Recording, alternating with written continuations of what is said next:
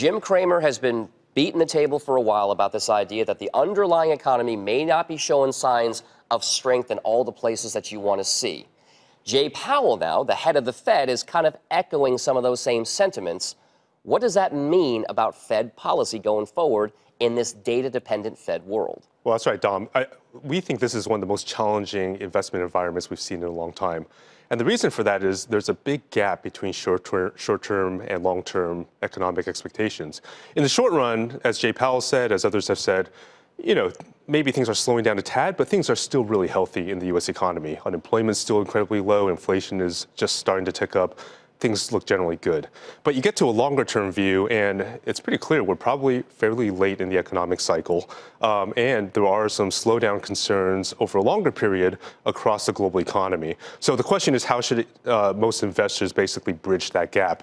So how do they bridge that gap? I mean, how do they? What kind of a paradigm, what kind of an outlook, and what kind of a strategy do they employ if that's the kind of economic environment that we're dealing with? Yeah, so unfortunately, a lot of, especially the average investor, has focused mostly on U.S. equities over the last 10 years. And for good reason, U.S. equities have significantly outperformed most other asset classes.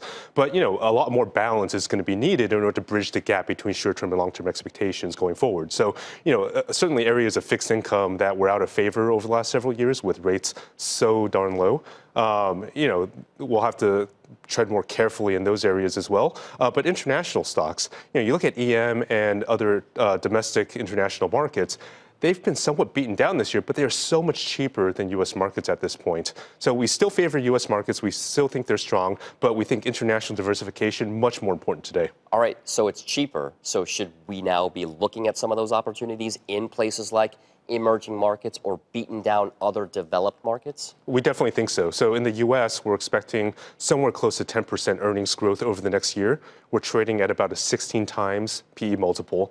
You look at emerging markets, right now they're seeing faster earnings growth in the U.S., and they're trading at about a 10 times earnings multiple, so significantly cheaper. So for most investors who are still too long or too overweight U.S. equities to start to shift into international markets over the next 12, 18, 24 months, we think that's probably the way to do it. Does the strong dollar matter for some of those investments? And I note that only because we also have right now, at least in the near term, a weakening trend in oil prices that should be beneficial for those emerging markets, right? Well, that's true.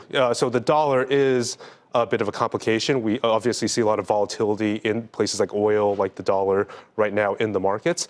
We do think that the dollar growth will eventually cap out. Eventually, the dollar should stabilize. And like you said, it's really sort of the actual commodities, the actual kind of hard facts about global economics like oil prices that will actually help a lot of these countries longer term.